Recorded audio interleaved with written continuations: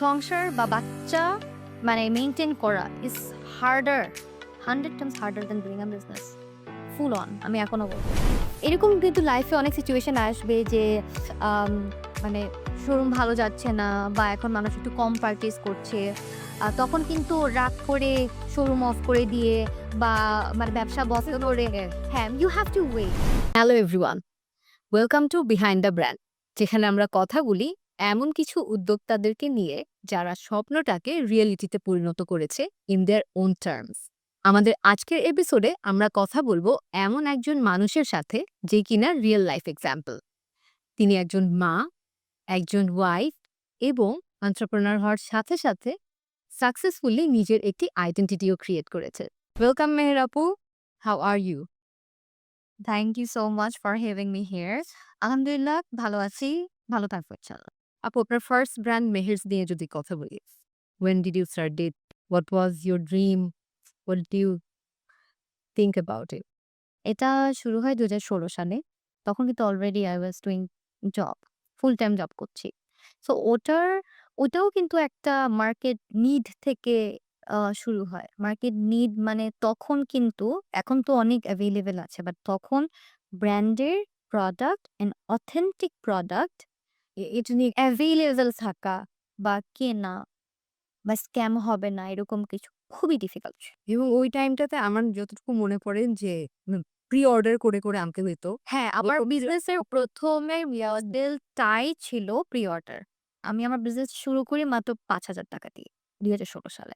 So এখন এটা আ মানে মাল্টি ক্রোর টাকার বিজনেস। আলহামদুলিল্লাহ ২ টা মিলিয়ে মাল্টি ক্রোর টাকার বিজনেস। ৭ ক্রোর প্লাস টার্নওভার চলছে। মাশাআল্লাহ ভালোই। সো এটা অনেককে যখন আমি বলি, ভিতরে তো বলি না। যখন আমি বলি বা কেউ যখন একটু জিজ্ঞেস করে, ও বিশ্বাস করতে পারে না। দে মাইট থিংক ইটস ফ্যামিলি ফান্ডেড অথবা হচ্ছে গিয়ে সামথিং এলস বাট এটা অ্যাকচুয়ালি আমার হার্ড আর্নড মানি দিয়ে করা সেলারি থেকে। আমার হ্যাঁ, ৳৫,০০০ সেলারি বলেন, নিজের টাকা বলেন, সালামি বলেন, হোয়াটএভার ছিল। আর হ্যাঁ, সেলারির টাকাটাও আমি এখানে মানে কি বলে? সেলারির টাকা দিয়েও আমি করেছি অবশ্যই। অ্যান্ড ওই টাকাটাই ৳৫,০০০ রোটেট করে কিন্তু এরকম। মানে টাকা আসলো, বিক্রি করলাম, ওটা আমি খেয়ে ফেলি নাই। আমি বিজনেসে আবার আমি ওটাকে রোটেট করেছি। তারপরে এভাবেই তো মানে ব্যবসাটা বাড়ে। সো আগে তো পুরা অনলাইন বেসড ছিল। আগে তো I used to sell between my community আমার friends and family and colleagues এভাবে। ওটা কিন্তু স্টার্ট হয়েছিল সাইড হাসেল হিসেবে। আমি তখনও এই এটা ব্যবসা কি আপনার স্টুডেন্ট লাইফ এর কথা বলছেন? No, no, no, no. এটা আমার MGH এ যখন ছিলাম এটার পাশাপাশি আমি এটা করতাম। ২০১৬ সালে। আমি এমনিতে জয়েন করি ২০১৬। এই বিজনেসটাও আমার ২০১৬ তে করার রিজন একটাই। আমি আগেও বলেছি যে freelancing I used to earn a lot.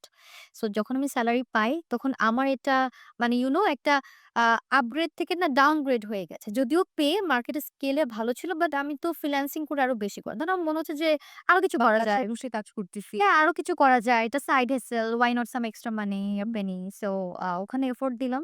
So side by side চলছিল। তারপর তারপর আস্তে আস্তে আমি এটাকে সিরিয়াসলি নেওয়া শুরু করি। তারপর তো এখন এটা still there, that's my baby. Honestly, that's my baby. 9 years running or 10? 9 years running and 5 years হয়েছে ওইটার মানে আউটলেট আছে। এখনো আছে, ইনশাআল্লাহ থাকবে। আর ওইটা থেকেই কিন্তু আমি মেহনুর বেবি শপ দিয়েছি। এটা কিন্তু বুঝতে হবে। মানে মেহনুর বেবি শপ যে বড় আউটলেটটা এটা কিন্তু এই ছোট আউটলেটেরই ফাইন্যান্সিয়াল কন্ট্রোল কিন্তু অনেক ভালো। হ্যাঁ। একটা ভালো কথা বললেন যে টাকা কখনো খেয়ে ফেলেন নাই। না, না, না। এই জিনিসটা কিন্তু আমাদের ইয়াং জেনারেশন এর খুব হয়।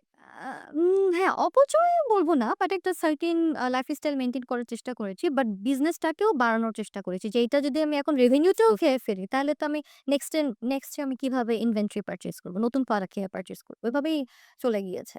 সো এইটাই ধৈর্য লাগে। সো ছোটটা থেকে কিন্তু আমি বড়টা দিয়েছি। অনেকে ভাবে বড়টা থেকে আবার ছোট শপটা থেকেই কিন্তু আমি প্রফিট করে, টাকা সেভ করে তারপরে আমি বড় শোরুমটা দিই।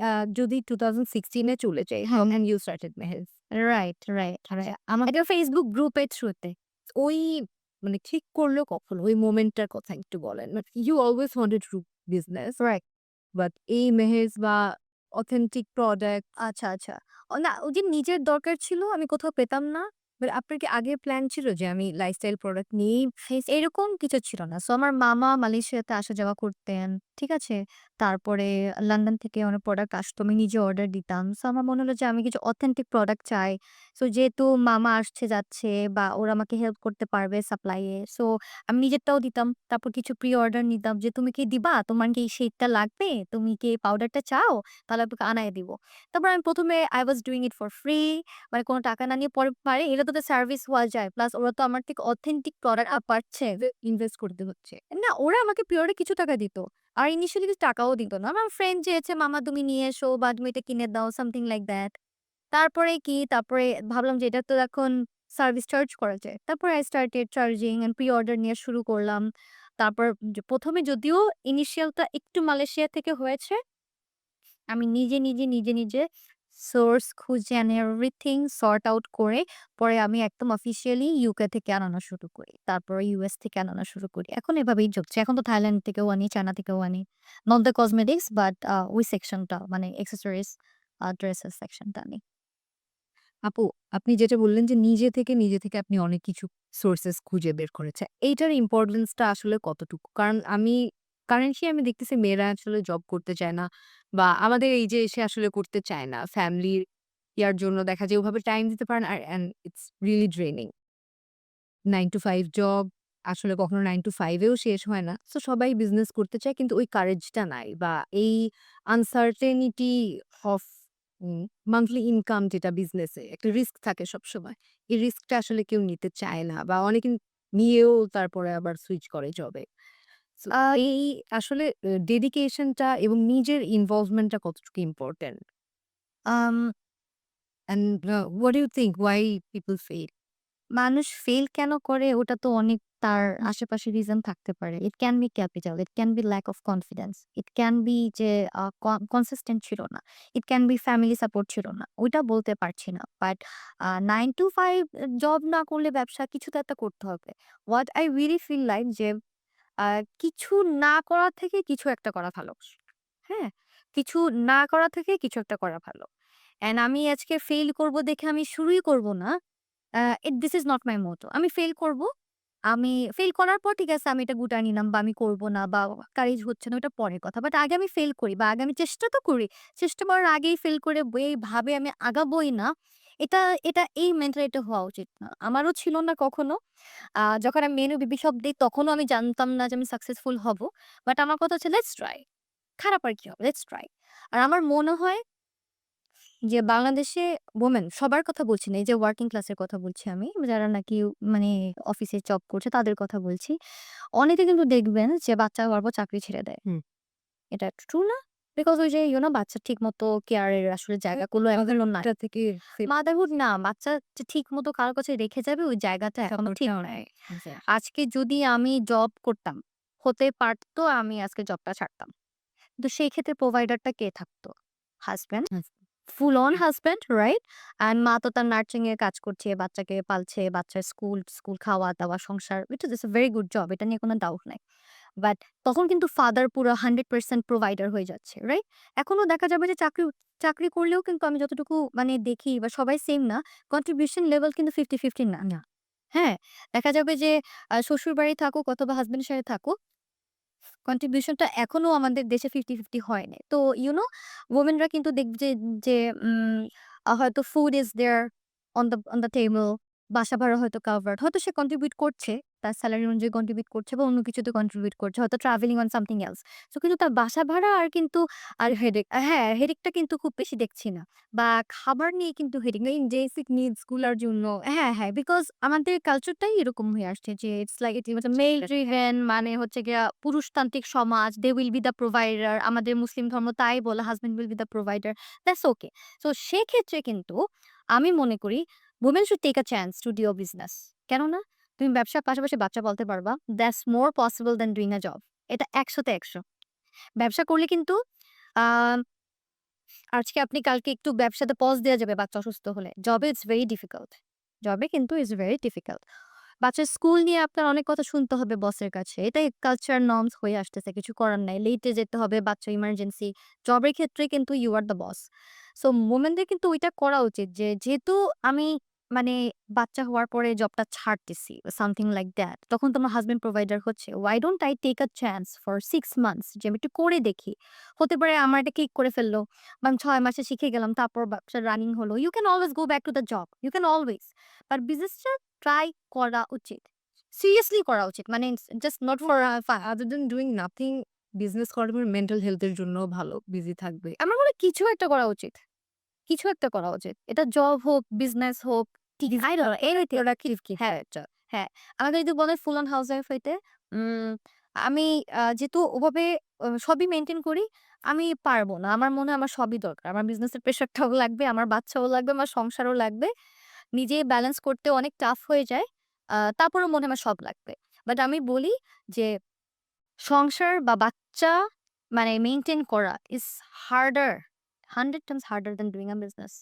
ফুল অন আমি এখনো বলব। এরকম কিন্তু লাইফে অনেক সিচুয়েশন আসবে যে আম মানে শোরুম ভালো যাচ্ছে না বা এখন মানুষ একটু কম পারচেজ করছে।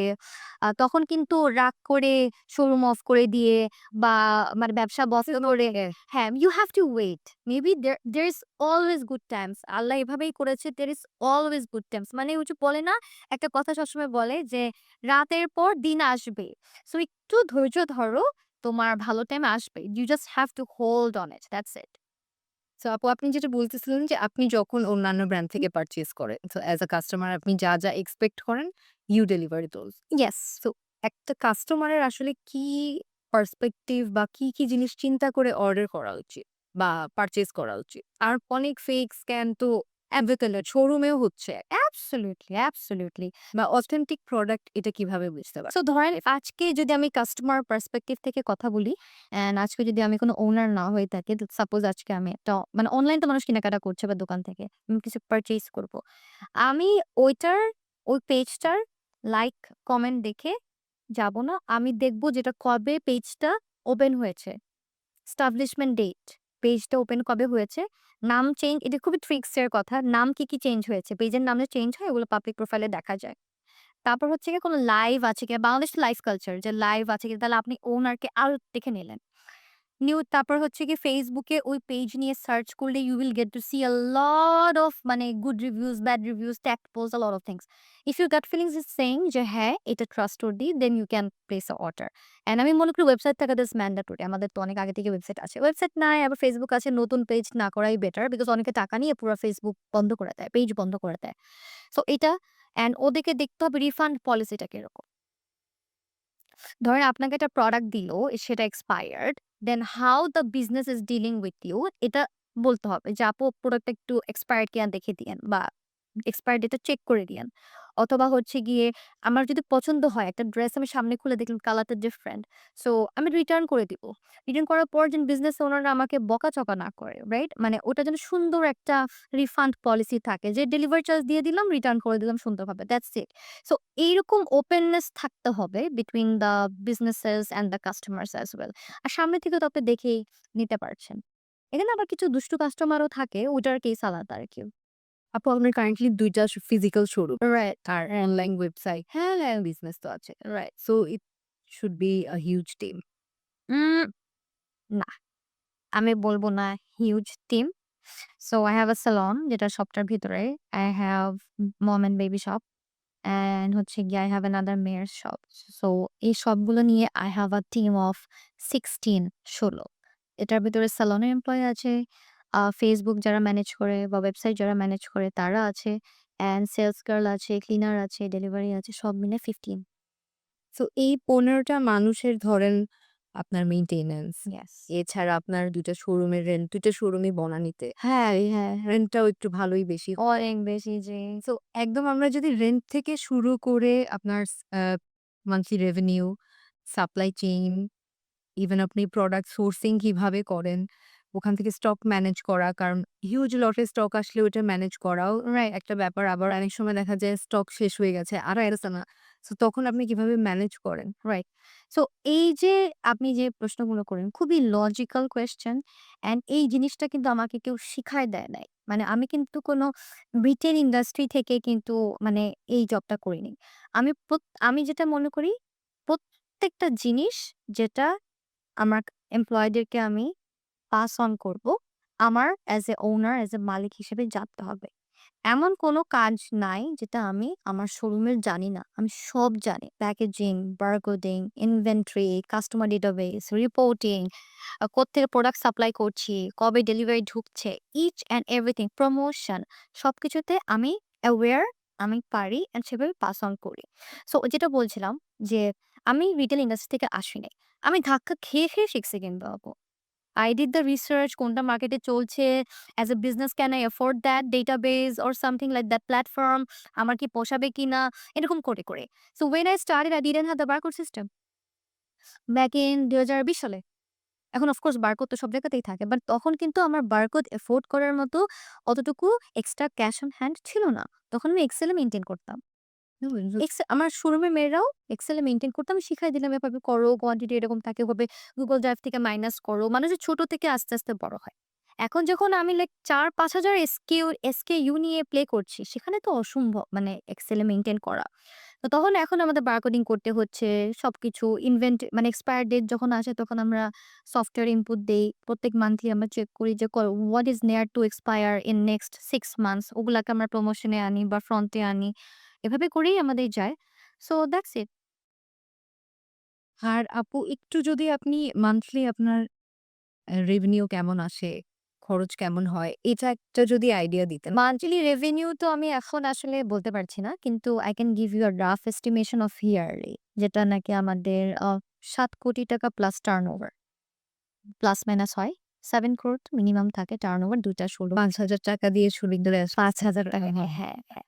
সো আলহামদুলিল্লাহ। আলহামদুলিল্লাহ যা করছি, যেটা করছি, যেভাবে করছি ইনশাআল্লাহ আরো, আরো, আরো বড় হবে। আরো বড় হবে ইনশাআল্লাহ হয়তো আমি আরেকটা ফ্র্যাঞ্চাইজ দিব। মেহনুর বেবি শপের হয়তো ধামুতে একটা ব্রাঞ্চ দিব। আরেকটা করতে পারি। ইনশাআল্লাহ সবকিছুই ফিউচার দেখি।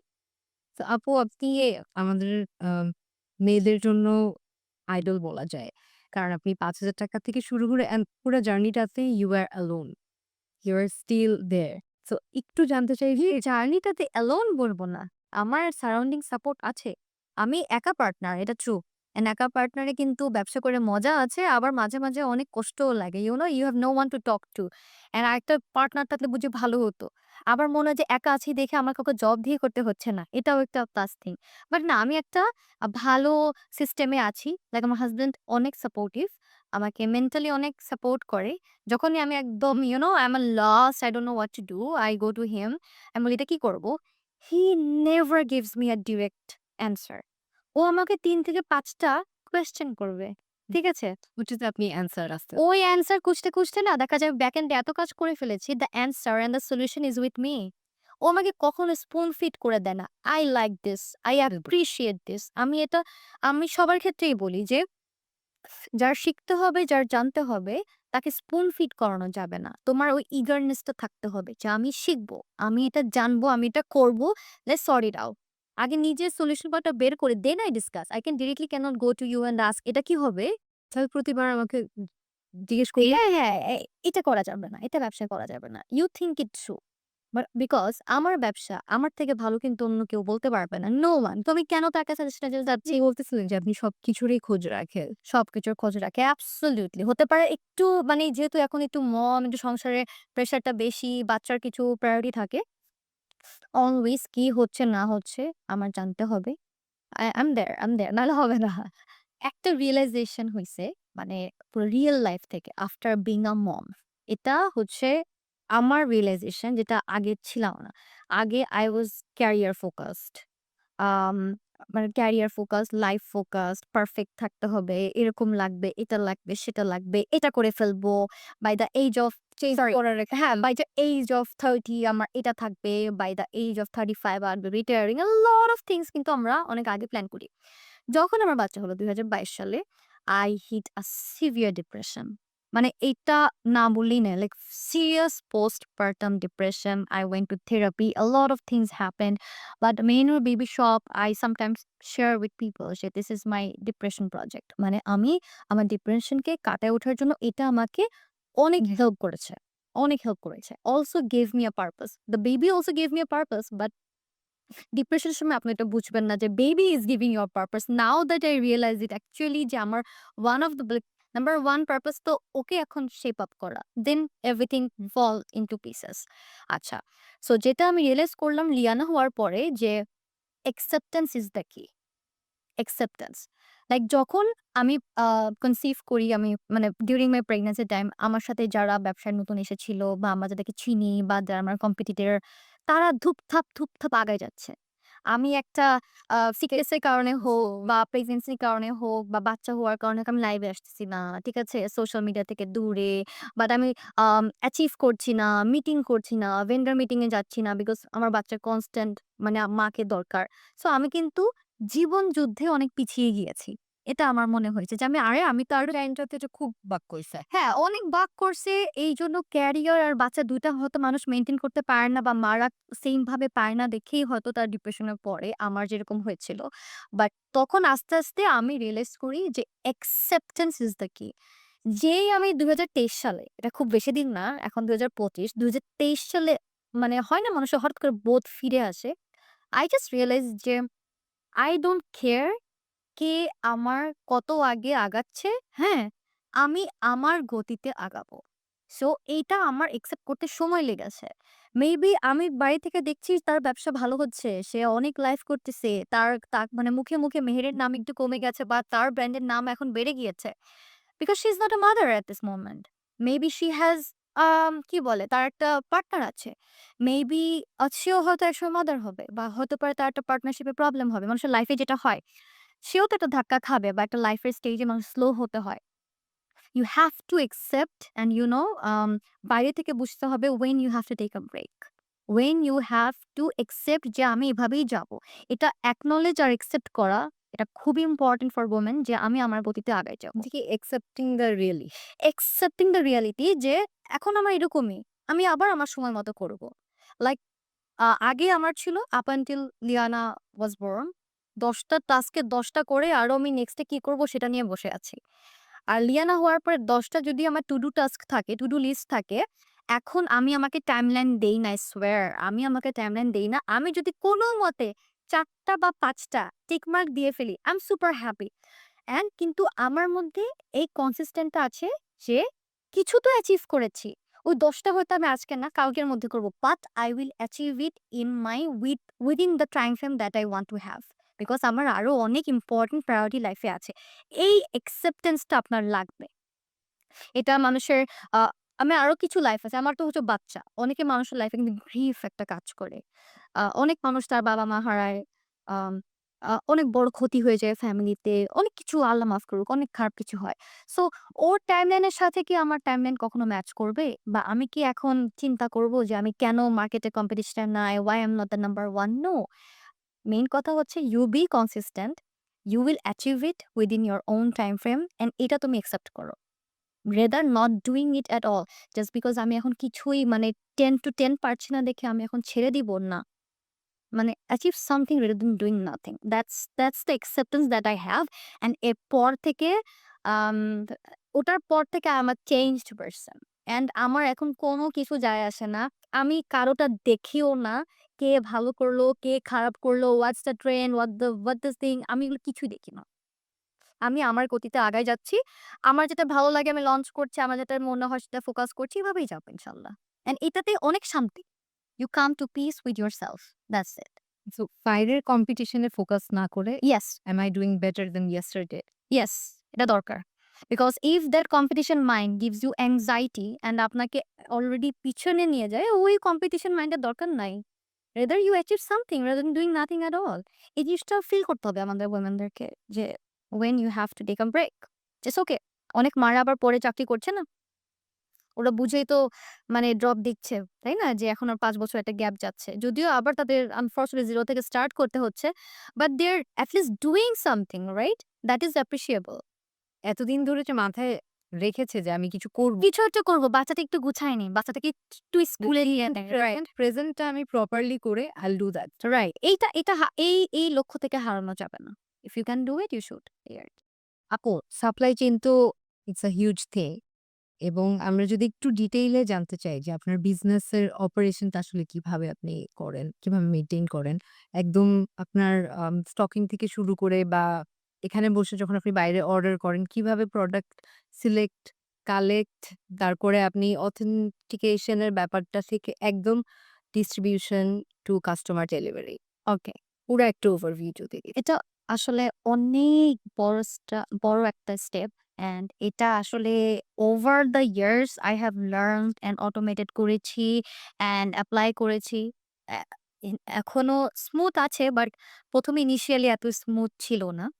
সো যদি বলি সো ১ম এ what are the products I want to have in my showroom বা আমি কি সেল করতে চাই সেটা আপনার মেইনটেইন করতে হবে। ওটা আগে আমি সিলেক্ট করব বা এখন কোনটা ট্রেন্ড, কোন স্কিন কেয়ার প্রোডাক্টটা মানুষ পারচেজ করছে, কোন বেবি ব্র্যান্ডটা এখন ট্রেন্ডিং বা মানুষ কিনবে। সেগুলো আমি মানে আগেই অর্ডার দেওয়ার আগেই মানে মানুষ আমার কাছে আসার আগেই I place the order from the original website. So there is some supplier thing, then cargo company thing, then payment method going on that different people have to sort it out. এটা যে ব্যবসা করছে তারই একটা back এন্ডে sort out করতে হবে যে সে এই প্রোডাক্টটা ইউএস থেকে বাংলাদেশে কিভাবে আনাবে? এখানে তার একটু মেধা, একটু রিসার্চ করতে হবে। এটা যেরকম আমাকে কেউ স্পুন ফিড করে দেয়নি, তাকেও হয়তো কেউ দিবে না হয়তো because there are so many vendors in the market to choose from. So আপনার ট্রায়াল অ্যান্ড এরর করে বেস্ট একটা ভেন্ডর চুজ করতে হবে যে আপনাকে আ একদম ঠিক মতো প্রোডাক্ট গুলো ইউএস থেকে অথবা থাইল্যান্ড থেকে অথবা ইউকে থেকে প্রোডাক্ট গুলো আপনাকে আপনার ঢাকায় নিয়ে আসবে। দেন ঢাকায় আসার পর you will get a call, you collect your product তারপর সিস্টেমের মধ্যে আপনি ইনভেন্টরি করবেন, এক্সপায়ারি ডেট চেক করবেন। পেমেন্ট মেথড কিন্তু এর মাঝখানে হয়ে যাচ্ছে। তারপরে আপনি you start posting কি আছে, আ লাইভ করেন অথবা ওয়েবসাইটে আপলোড করেন, শোরুম থেকে পারচেজ হবে, Facebook এ পোস্ট করতে থাকেন। তারপর এভাবেই সেল হয়ে যাবে। অ্যান্ড আমি মনে করি এখন আমাদের Facebook থেকে বের হয়ে we should be focusing on website. Website ছাড়া এখন আর কোনো কথা নাই। মানে যখন নাকি আমার ব্যবসাটা একদম ছোট ছিল, তখন কিন্তু আমি ওই মানুষটা যে নাকি অ্যাড্রেস লিখতো, আমি সেই মানুষটা পোস্ট করতাম। আমি ওই মানুষ যে নাকি প্যাকেজ করতাম, আমি কিন্তু অর্ডারটা নিতাম। অলসো প্লেস করতাম। So I was playing multiple roles in one small company. এখন যখন আমি একটু বড় হয়েছি, like I have a team of 15 and 16 এখন এত কিছু তো আমি করব না। সো এখন আমি অনেক কিছু কাজগুলো ডেলিবারেট করে দিয়েছি আমার টিমের মধ্যে। কিন্তু আমি শিখিয়ে দিয়েছি যে তোমরা এভাবে করো। কিন্তু ইনিশিয়ালি কিন্তু যখন একটা ব্যবসা আপনি শুরু করবেন, আপনার কিন্তু একদম স্ক্র্যাচ থেকে you have to do it all. তারপর আস্তে, আস্তে আপনি কাজগুলো টিম ওয়াইজ বা এমপ্লয়ি ওয়াইজ, স্টাফ ওয়াইজ ভাগ করে দেন। বাট ইনিশিয়ালি আপনার করতে হবে। আপনি যদি জানবেন যেকোনো কাজ যেকোনো process, then there is no way আপনাকে আপনার কোনো স্টাফ ফাঁকি মারতে পারবে। বা আপনার উপরে গিয়ে একটা লামসাম বুঝ দিতে লামসাম বুঝ দেওয়া যাবে না। আপনার ব্যবসা আপনার আগে থেকে বুঝতে হবে। সো যেটা বললাম যে Facebook থেকে বের হয়ে it's high time you focus on your building a website. এখন তো ওয়েবসাইট বিল্ড করা is like so easy. You have ChatGPT, তারপর তারপর হচ্ছে গিয়ে কি জানি বলে? Gemini, ChatGPT আপনার কাছে আছে, এআই আছে। ওই টুল গুলা দিয়ে ইউ ক্যান মেক ওয়েবসাইট। এখন তো গ্রাফিক ডিজাইনার আমার লাগছে না। এট লিস্ট আমার মতো আ এসএমই র গ্রাফিক ডিজাইনার লাগছে না। ইনিশিয়ালি আমার লাগতো। আমি পার পোস্ট বেসিস এ হায়ার করতাম। এখন লাগছে না। আমি একটা প্রম্পট দিচ্ছি and you have to be smart enough যে কি প্রম্পট এ আপনি ছবিটা প্র্যাকটিস করতে হয়ে যাবে। You research on it. আপনি কিরকম চাচ্ছেন রিসার্চ করেন। এখন তো আমি যদি বলি আমার ১৭ জন এমপ্লয়ি ছিল। আমি আমার মডারেটরকে কাট অফ করেছি এই ২ মাসের মধ্যে। কেন করেছি? বিকজ আমি ChatGPT র একটা পেইড ভার্শন ইউজ করছি অ্যান্ড ওটা একটু ডিপ রিসার্চ করে যেটার কারণে যেটা হয়েছে যে আমি আমার সব ইনভেন্টরি তাকে দিয়েছি, স্টক ইনের ডেট দিয়েছি, তারপর হচ্ছে গিয়ে কয়টা কোয়ান্টিটি আছে সব দিয়েছি। এটা খুবই আম যারা বুঝবে এখান থেকে অনেক ইনফরমেশন নিতে পারবে। আম ওখানে দিলাম ChatGPT কে ভালো কিছু প্রম্পট দিলাম যে তুমি আমাকে মিক্স অ্যান্ড ম্যাচ করে পার ডে তে ৮ টা প্রোডাক্ট করে আমার পোস্ট হবে আমার Facebook A mix and match করো। যেখানে একটা ব্র্যান্ড আরেকটা ব্র্যান্ড রিপিট হবে না, ক্যাটেগরি রিপিট হবে না। অনেক আগের প্রোডাক্ট গুলো থাকবে 3:2 এরকমের। 5:3 এরকম একটা রেশিও দিলাম। চট করে আমাকে পুরো মান্থলি সোশ্যাল ক্যালেন্ডার প্ল্যান বের করে দিত যেটা কিউরেট করতে আমার নিজেরই সময় লাগতো হচ্ছে গিয়ে লাইক 2 ডেইজ আমি মানে অন অ্যান্ড অফ করতাম। আর আমার এমপ্লয়ি করলেও ওটা অ্যাকুরেট হইতো না। যাবে বিকজ সে কেউ। অত ডিপ রিসার্চ করতই না। সেখানে আমার তো তাকে এখন দরকার লাগছে না। So AI is taking over people's job if you are not serious and if you যদি সে এখন এআই কেই কাজে লাগিয়ে আমাকে আরো তাড়াতাড়ি রিপ্লাই দিত বা আরো বেশি ইউজ এই করে এই কাজটা আপনি যেটা করছেন, এটা যদি আপনার এমপ্লয়ি করে ফেলতো, অ্যাবসোলিউটলি আমার তাকে দরকার থাকতো। সে মানে ডিপেন্ডেন্সটা ক্রিয়েট হয়। ডিপেন্ড হ্যাঁ, রাইট। এখন তো আমি নিজেই করতে পারছি। আমি তাকে কেন এখন বসায় বাসা থেকে দিব?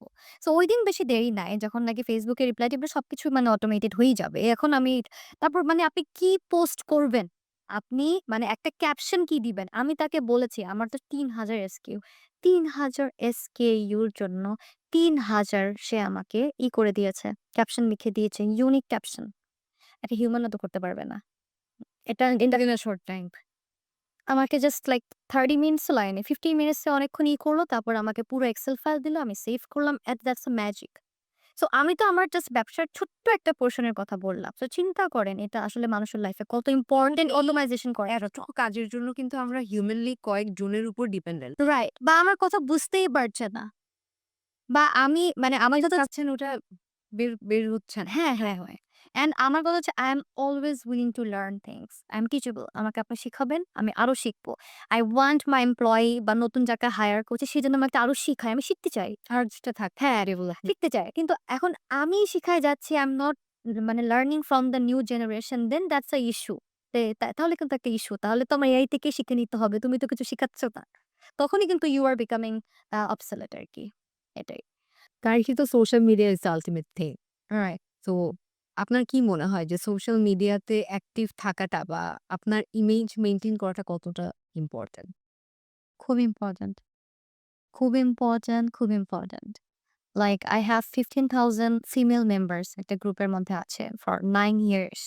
সো আপনি কখনো উল্টাপাল্টা কিছু বলতে পারবেন না। You have to hold that personality. Even if sometimes you do not, accept their opinion, উল্টাপাল্টা কিছু করা যাবে না। বিকজ you are লাইক আমার They look up ক্ষেত্রে to you. রাইট, আমার ক্ষেত্রে আমি কিন্তু আমার ব্র্যান্ডের ফেস। আমার ক্ষেত্রে মেনু বেবি শপে শি ইজ দ্য মম। আমার ক্রেডিবিলিটি অনেক হাইছে। সে একটা মম হয়েছে, সে এটা মাদারহুড জার্নি এক্সপেরিয়েন্স করেছে, সে এই প্রোডাক্টটা ইউজ করেছে। সো মেহের যেটা বলবে বা মেহের আপু যেটা বলবে সে ভালো থেকেই বলবে। সো ওই জায়গাটা হোল্ড করা কিন্তু একদিনের কথা না। It took me like over the years, 2 years, 3 years, 9 years. So অনেক সময় কিন্তু এখন আপনি ইচ্ছা করলেই আপনার একটা কিন্তু ক্যারেক্টার হোল্ড করতে হবে। যখন নাকি কোনো সিচুয়েশন বা incident goes against the current situation আপনি ওই মোমেন্টে যদি এখন হ্যাপি জিনিসপাতি শেয়ার করেন, do you think you will be socially accepted? No. তখন বেটার চুপ করে থাকা। এখন দেখুন মেজরিটি বলতেছে এটা। But you have some different opinion. তখনও আপনি আর্গুমেন্ট করতে পারবেন না। মানুষের সাথে খারাপ বিহেভ করতে পারবেন না। পাবলিক প্রোফাইলে গিয়ে you can not just doing it for চিল্লাচিল্লি করতে পারবেন না। সবসময় অলসো ওসব জায়গাতেও আপনার এমপ্যাথি দেখাতে হবে। These are the suggestion and these are the right things to do যেটা আমি মনে করি। লাইক কোন কাস্টমার যদি আপনার গ্রুপে এসে বলে এটা তো ভালো ছিল না। So you accept the criticism. How you are accepting the criticism and কিভাবে আপনি অ্যাজ অ্যান ওনার অথবা এন্টারপ্রেনার কিভাবে আপনি বা স্পোক পারসন হিসেবে how you are tackling the situation এটা খুব ইম্পোর্টেন্ট। চুপ করে থাকবেন এসব ক্ষেত্রে তখন আবার ব্যাকফায়ার করবে। You have to answer. একদম লাইক চুপে থাকা যাবে না। না, একদম চুপও থাকা যাবে না। But don't do something that is মানুষের এখন কারেন্টলি ইমোশন এর এগেইনস্ট এ চলে যাচ্ছে। ইউ নিড টু নো কখন আপনি হ্যাপি পোস্ট করবেন। ইউ নিড টু নো কখন আপনি স্যাড পোস্ট করবেন। ইউ নিড টু নো আপনি কার এগেইনস্ট এ কথা বলছেন। কোনো গ্রুপ মেম্বারকে আপনি বুলি করছেন কিনা? আপনি কি আপনার কাস্টমার যারা নাকি আপনাকে ব্রেড অ্যান্ড বাটার তাদেরকেই জেনারেলাইজ করে ছোট করে কথা বলছেন কিনা? দিন শেষে ১ জন ২ জন কাস্টমার খারাপ থাকবে। But not everyone is bad. ওই ২ জনের ঝাড় কি আপনি বাকিদের উপরে দিচ্ছেন কিনা? লাইক আমার 9 ইয়ার্স হয়েছে বিজনেসে। আপনি আজকে মেহেরস দিয়ে সার্চ দেন। You will not get a single bad review আলহামদুলিল্লাহ। এর মানে কি আমরা কখনো খারাপ কিছু করি নাই? বা আমাদের কি কোনো মিস্টেক হয় নাই? অফকোর্স হয়েছে। বাট আমরা অতটা ড্র্যাগ করতেই দেই নাই। আমরা সরি বলেছি, মাফ চেয়েছি, যেখানে আমার লেগেছে আমি ইনভলভ হয়েছি, আমি আমার সার্ভিস ইমপ্রুভ করেছি, আমি রিফান্ড দিয়েছি, পরে আবার এটাকে কিভাবে কম্পেনসেট করব সেটা নিয়ে কথা বলেছি। অ্যান্ড যাদের সাথে আমার ভুল হয়েছে না অনিচ্ছাকৃতভাবে তারা এখনো আমার সাথে টিকে আছে। মানুষের ভুল হতেই পারে। You have to accept we are not perfect, right? কোন ব্যবসা কিন্তু পারফেক্ট না। সো ক্রিটিসিজম কেউ করলে you have to accept it. মানে ওটা সহ্য করার ক্ষমতা থাকতে হবে। অ্যান্ড ওটা কিভাবে আমি স্মুথলি পারপাস তারপর আমি কি অ্যাকশন নিয়েছেন ওটার এগেইনস্ট এ, ওটা আপনার দেখতে হবে। আমরা কিন্তু ৯ বছর থেকে ব্যবসা করছি। অ্যান্ড আলহামদুলিল্লাহ আমরা কিন্তু এখন পর্যন্ত একটা খারাপ নেগেটিভ রিভিউ নাই। একটা খারাপ নেগেটিভ রিভিউ আপনি পাবেন না। সব ভালো পজিটিভ, সব ভালো। কম মানুষ চিনলেও ভালো। যেভাবে আছেন ভালো। কিভাবে? বিকজ কিভাবে আপনি তাদেরকে হ্যান্ডেল করছেন। তো এটা কিন্তু অনেক ইম্পোর্টেন্ট। সোশ্যাল মিডিয়াতে আপনি কি রোল প্লে করছেন as a owner, as a entrepreneur, as a business spoke person খুব ইম্পোর্টেন্ট। সামটাইমস কিন্তু এরকম হয়। I really feel like মানে shutting down Facebook and every social media that I have because I want some peace. কিন্তু পারি না। আমি যদি আজকে আমার ফেসবুকটা বন্ধ করে দেই, মানুষ তো ভাববে হঠাৎ করে যদি কোনো একটা ভুল আমার টিম করে, ওনারের প্রোফাইল বন্ধ। যখন নাকি আমি লগইন করে দেখব বাই দ্য টাইম কিন্তু জিনিসটা অনেক বড় ড্রাগ আউট হয়ে গেছে। So I am there. আমি মাঝখানে ইমোশনাল কথা বলি, মাঝখানে আমি ইন্সপিরেশনাল কথা বলি, মাঝখানে আমি আমার ফ্যামিলি ওরিয়েন্টেড পিকচার্স দেই যেটা যেরকম আমাকে মানুষ বাট আপনার ইমেজটা has to be incorporated with your business. I am a mom, my Facebook profile showing that I'm a mom, but I'm a very low-key person. এটা কিন্তু ট্রু। আমি অনেক low-key person. আচ্ছা আপু, যদি ব্র্যান্ডের ইমেজের পার্সপেক্টিভ থেকে আসি, হুম, আপনার ২ টা ব্র্যান্ড টোটালি ডিফারেন্ট। রাইট। একদম। এই আপনি আপনার ব্রেইনে কিভাবে প্রসেস করেন? এই শিফটটা আপনার তো যেকোনো সময় হয়তোবা ৫ মিনিটস এর গ্যাপে আপনার ২ টাতেই ইনভলভ হচ্ছেন। Absolutely. সো এই আপনার ব্রেইনে এটা কিভাবে প্রসেস করেন? সো মেহেরের অ্যাসোসিয়েশনটাই হচ্ছে গিয়ে অথেন্টিসিটি। নো ম্যাটার হোয়াট যে যেখান থেকে সারা বাংলাদেশে পারচেজ দে নো চোখ বন্ধ করে ভাই এটা একটা ট্রাস্টেবল সোর্স। হোয়াট ওরা যদি একটু বেশি টাকা চার্জ করেও থাকে ক্ষেত্র বিশেষে but they will give you the proper service. Refund policy nice, ঠিক আছে? শোরুমের প্রোডাক্ট অ্যাভেলেবল ঠিক আছে। কখনো স্ক্যাম করবে না, কখনো আমরা পালায় যাওয়ার মানুষ না। রাইট? আস্থাটা ক্রিয়েট। আস্থাটা ক্রিয়েট হয়ে গেছে যে authenticity and the real original branded product you will be getting here. এটাই আমার আগে থেকে ইউএসপি ছিল, এখনো তাই। এই ইউএসপি নিয়ে কি অন্য ব্র্যান্ডার নামে নাই? নেমেছে। But are they holding it up এটা অ্যাকচুয়ালি ম্যাটার করে বা এটার পিছনে অনেক লেগে থাকতে হয়। অ্যান্ড মেরিও বেবি শপ আর কোনো কথা নেই। পুরা লাইক গুলশান, বনানী, বায়ধারা যত আমার আশেপাশে এলাকা আছে এক নামে আলহামদুলিল্লাহ পরিচিত। ওয়ান স্টপ সলিউশন যাবো, মম অ্যান্ড বেবি শপ হচ্ছে গিয়ে মেনুর বেবি শপ। চুল কাটাবো বাচ্চাদের, মেনুর মম অ্যান্ড বেবি সালুন। এটা হয়ে গেছে হিসেবে যে আ সব আমি বিভিন্ন জিনিস সব জায়গা থেকে কিনবো না। সবকিছু আমার একসাথে এই কনভিনিয়েন্ট আমি দিচ্ছি দেখেই কিন্তু ওরা এখানে আসতেছে যে আমার এই বাচ্চার জামা কিনতে এখানে যাবো, খেলনা কিনতে এখানে যাবো, এরকম কিছু না। সবকিছু you are getting everything in under one roof. That's the USP I have. Also mom friendly, mom friendly জায়গা কয়টা পাবেন? এক্সাক্টলি। ওই কারণ অনেক দৌড়াদৌড়ি করতে হয়। কিন্তু ঢাকাতেও ওরকম ওয়ান স্টপ সলিউশন কোনো বাচ্চাদের তারপর আম আমার কিন্তু এরকম হয়, আমার ক্লায়েন্টরা বাচ্চা রেখে চলে যায়। আমার স্টাফরা বাচ্চাদের সাথে খেলে। অ্যান্ড ওরা আশেপাশে টুকটাক একটু রানারান্স করে আসে। লাইক একটু ফ্লাওয়ার কিনলো, একটু উল্টা দিকে থেকে একটু খাবার কিনলো। এই ০.৫ ঘন্টা ১ ঘন্টার মধ্যে আবার চলে এসে পিক করতেছে। যদিও এটা ডে কেয়ার না, বাট দে হ্যাভ দিস আস্থা বাচ্চাটা খেলছে খেলুক। আবার এসে উনি কিন্তু সেলুনে সার্ভিসও নিচ্ছে। সো বাচ্চারা খেলতেছে বা বাবা বাচ্চারা ঈদের সময় that's a different case. I'm a really মানে really happy to see what is going on my shop. বাচ্চারা মেহেদি দিচ্ছে, অর্গানিক মেহেদি দিচ্ছে। বাবারাও বাচ্চাদের সাথে বসে খেলতেছে। মারা ভিতরে সার্ভিস নিতেছে। মানে কফি খাওয়া চলছে। the whole stuff মানে তখন দেখে মনে হয় কি যে আপু যে this is the thing I have always envisioned in my mind যে এরকমই হওয়া উচিত ছিল। এটাই হচ্ছে। আলহামদুলিল্লাহ এটাই। হ্যাঁ, হ্যাঁ, তখন একটু কনটেন্ট লাগে আরকি। Yes, yes. আচ্ছা আপু, যদি ব্র্যান্ডের পার্সপেক্টিভ থেকে বলি, আপনার কি কোনো do you have any special hack for advertising your brand?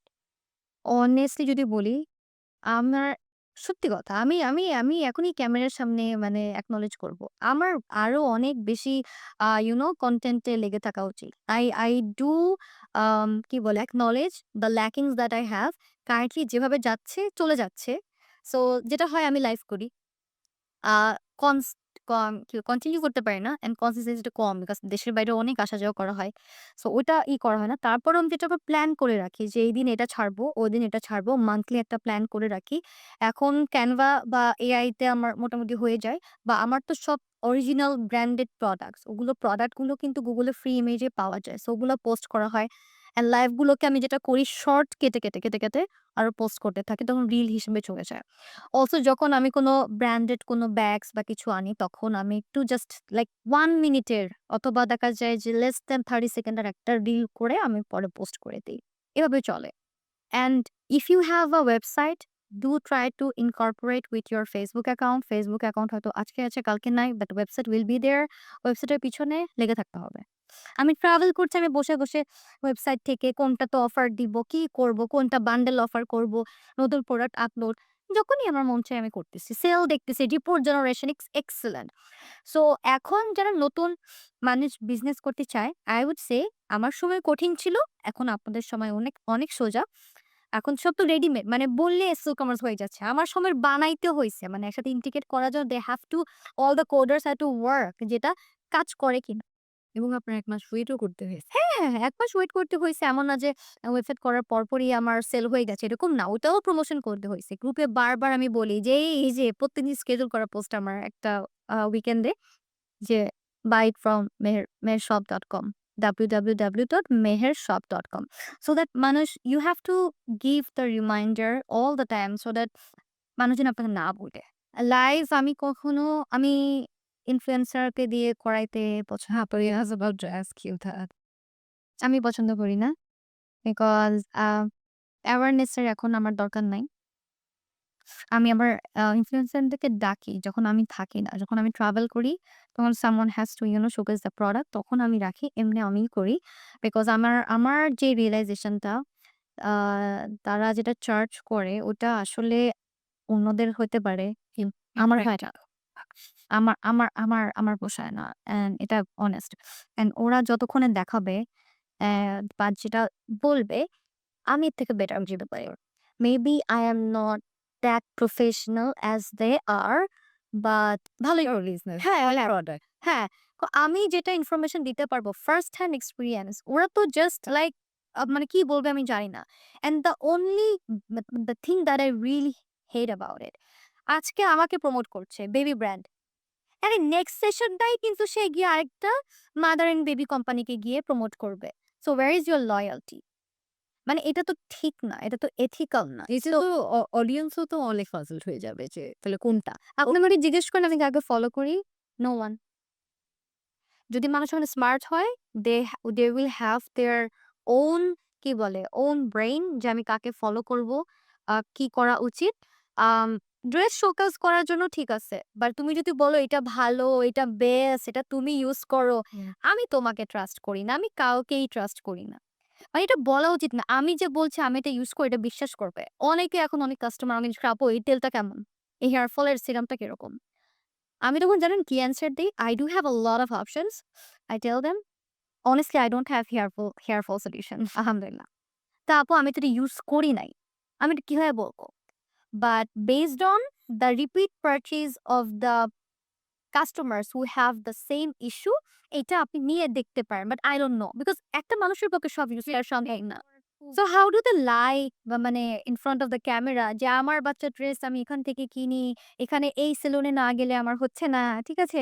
আজকে এই সেলুন, কালকে এই aesthetic সেন্টার, কালকে ওই Facebook এ মানে এই কসমেটিক অথেন্টিক দিচ্ছে, সেটা দিচ্ছে। ভাই তুমি কার থেকে কিনো? মানে you should not portray yourself that you are the user of everything. Just portray yourself that you are getting paid and that's why you are like showcasing the product. That's it. এখানেই এখানেই লাইনটা drag করা উচিত। এর থেকে বেশি না। Don't say I am using it. You don't paint করা উচিত না। Yes, এটাই হচ্ছে আমার ইস্যু।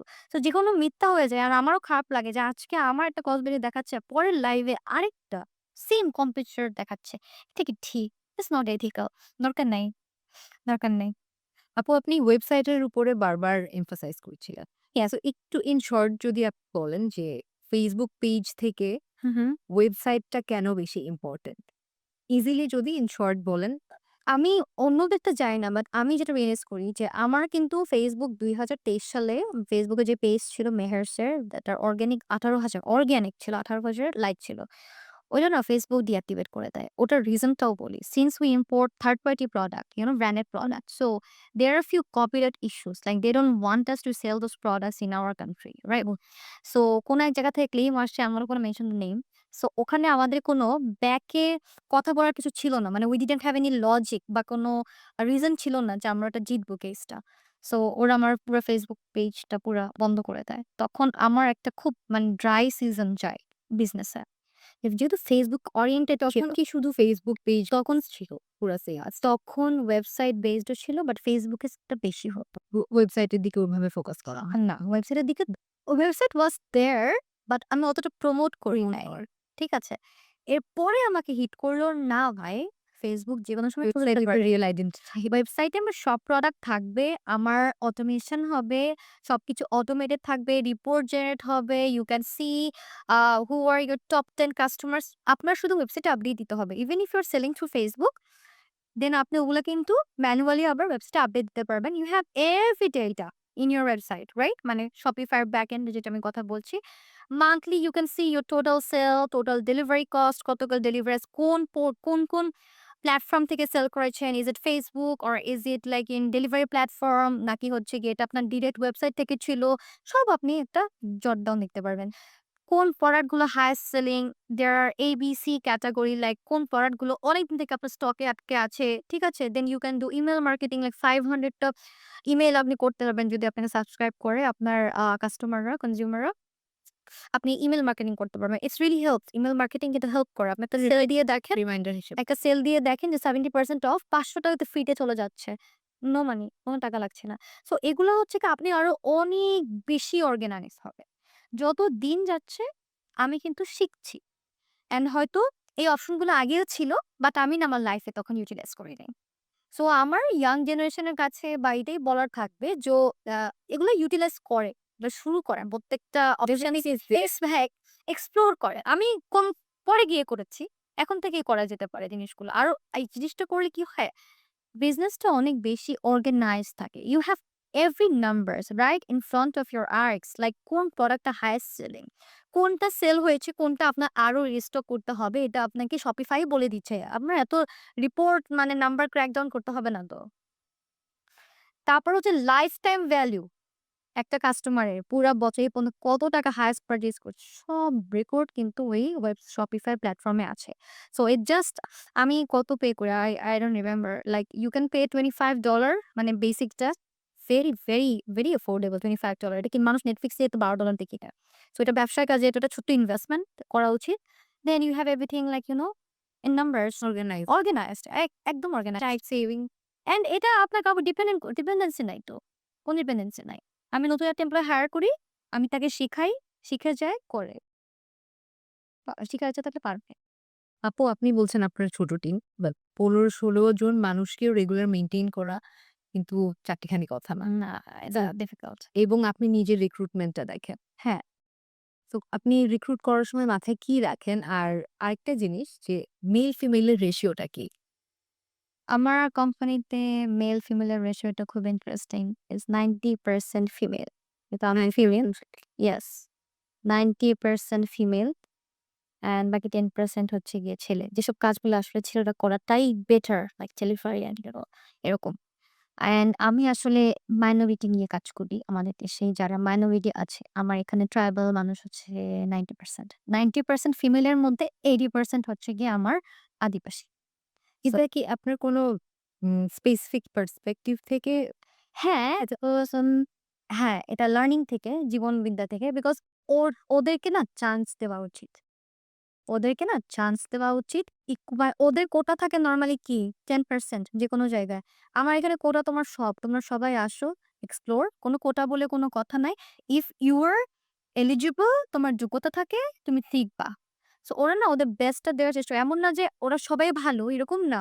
বা ভালো খারাপ মিলিয়ে কিন্তু প্রত্যেকটা মানুষ, হ্যাঁ? এটা বাঙালি বলেন, আদিবাসী বলেন, ধর্ম, গোত্র সবকিছুর মধ্যে মিক্সড পিপল থাকে। বাট আমি যেটা দেখেছি ওরা অনেক লয়াল হয়। আমার সেলন হোক, আমার কাস্টমার রিপ্রেজেন্টেটিভ হোক, আমার সব কাস্টমাররা যদি দেখে বুঝবে যে মেক্সিমামই হচ্ছে আমার আদিবাসী। ওদের না অনেক লয়াল থাকে। যে টেন্ডেন্সিটা একটু কম অন্যান্য সমস্যাতে। তো ওরা মানে মানে নোটিস দিবে আপনাকে। যে ম্যাম আমি চলে যাব 2 মান্থস এর একটা ভার্ব। ওরা ওদের কমিটমেন্টটার ভ্যালু রাখে। আমি তো রাখি, ওরাও রাখে। সো ওরা অলসো হার্ড ওয়ার্কিং হয়ে থাকে। ভালো। এক্সপ্লয়েট করার চেষ্টা কখনোই করা উচিত না। বাট ওরা ভালো। এইজন্যই আমি ওদেরকে ইকুয়াল চান্স দেই। যে শুধু বাঙালি কেন? তোমরাও চেষ্টা করো। তোমার যদি পড়াশোনা ওদের মতো হয়, তুমি যদি শিখে নাও, তোমার জায়গা আমার কাছে সেম। That's it. হয়ে যায়।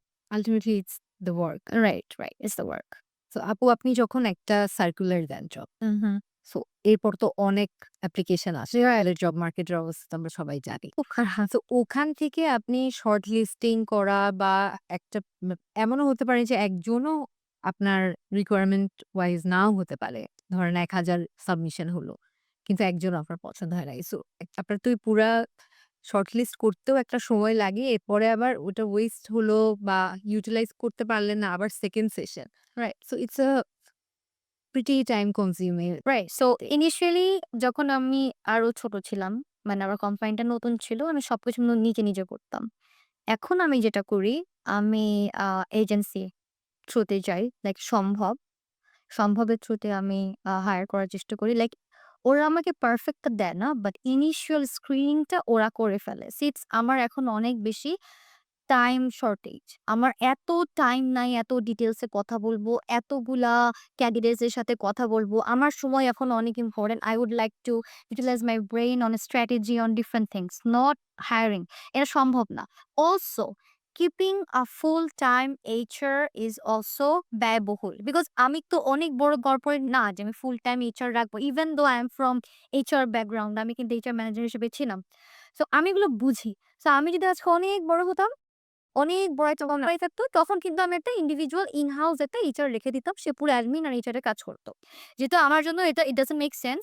তো আমি কি করি এখন, এই যে সম্ভব বা কোন থার্ড পার্টি এজেন্সির উপরে ট্রাস্ট করে দিই। আমি আমার রিকোয়ারমেন্ট বলে দেই দিস দ্যাট আমার রিকোয়ারমেন্ট। ওরা ইনিশিয়াল স্ক্রিনিং টা করে দেয়। তারপর আমার কাছে পাঠায়। সো এট লিস্ট একটা ভেরিফিকেশন হলো। সেকেন্ড থিং, অল্টারনেট ভাবে কাজ করে। লাইক মেনুর বেবি শপ এরকম অত ফেমাস না যে বাংলাদেশে সবাই জানে। Right? But that agency, that third party agency has the credibility for those people who are actually looking for job. So ওরা যখন আমাকে ভেরিফাই করে আমার জবটা পোস্ট করছে, ওই ক্যান্ডিডেটের কাছে কিন্তু আমি অলরেডি মানে শর্টলিস্টেড বা ট্রাস্টেড যে এটা একটা ভালো পোস্ট থেকে দিচ্ছে। সো ওরা কিন্তু ওই এজেন্সিতে এপ্লাই করছে। অতটা দেখছে না যে আমি কোন জায়গায় কাজ করছি। ইনিশিয়ালি কিন্তু it was very hard for me to get the right candidate. Because আমি নতুন ছিলাম। আমি তাকে কি প্রমিস করব যে আমার বেনিফিট কি এমপ্লয়ি, রাইট? বা আমি তাকে কি বলব যে আমি কি নিচ্ছি? মাত্র ১ বছর হয়েছে, ৫ মাস হয়েছে। ও তো কনফিউজ থাকবে। আমি কিন্তু স্যালারিটা পারবে না। স্যালারিটা টাইম মতো দিব কিনা? আমার কাছে কি জয়েন করবে? সো ওইসব ক্ষেত্রে কিন্তু থার্ড পার্টি কি বলে এজেন্সি, হায়ারিং এজেন্সি গুলা works a very interesting role to play আরকি। আপু আজকের কনভারসেশনে আমি যা বুঝলাম যে আমরা শুধু স্বপ্ন দেখলেই হবে না। Hmm. To make it real we have to work hard, being patient and believe in reality. Absolutely, তো অ্যাবসোলিউটলি। আমার আপনার সাথে কথা বলে খুব ভালো লাগছে। আমার মনে হচ্ছে সেম যে হিয়ার, সেম হিয়ার। আমার মনে হচ্ছে যে আমি গল্প করছি। খুব মজার, মজার গল্প করছি।